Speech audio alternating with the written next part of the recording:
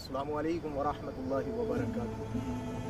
रब्ब करीम का बहुत बड़ा एहसान है हम लोगों पर कि हमारी ज़िंदगी में एक और मरतबा रमज़ानुल मुबारक की आमद हुई और मौला ताला ने हमें इस बाबरकत महीने से नवाजा।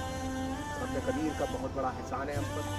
अब हमारी ज़िम्मेदारी बनती है कि हम इस महीने का अहतमाम, इस महीने का एहतराम इसके फ़ज़ाइल के मुताबिक करें, क्योंकि हदीस पाक में आता है, अल्लाह के नबी हज़रत मोहम्मद मुस्तफ़ा सल्लल्लाहु ताला अलैहि वसल्लम इरशाद फरमाते हैं कि जब माह रमज़ान आता है तो माह रमज़ान में मौला ताला एक निदा करने वाले को निदा करने के लिए हुक्म फरमाता है और कहता है कि निदा करो कि है कोई मांगने वाला जिसे अता किया जाए, कि है कोई मांगने वाला जिसे अता किया जाए, है कोई माफ़ी का तलबगार जिसे माफ़ किया जाए।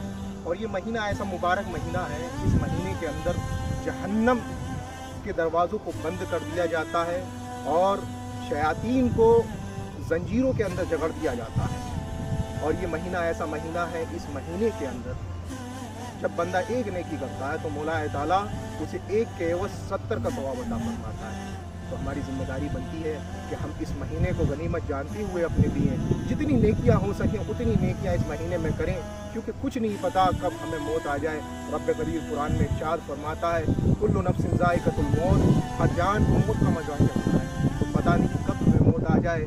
हो सकता है कि इस साल हमारी हयात में रमज़ान आया है, अगली मरतबा हमारी हयात में रमज़ान ना आए। तो इस मुक़द्दस माह को गनीमत जानते हुए इस माह में जितनी भी ज़्यादा नेकियां कर सकते हैं उतनी ज़्यादा नेकियां करें और दूसरों को भी नेकियों की तरगीब दिलाएं, ताकि उसके एवज़ भी आपको सवाब मिले और वो भी गुनाहों से महफूज रहें।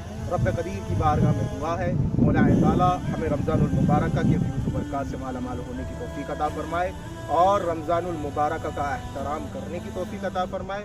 दारीन की नेमतों से माला माल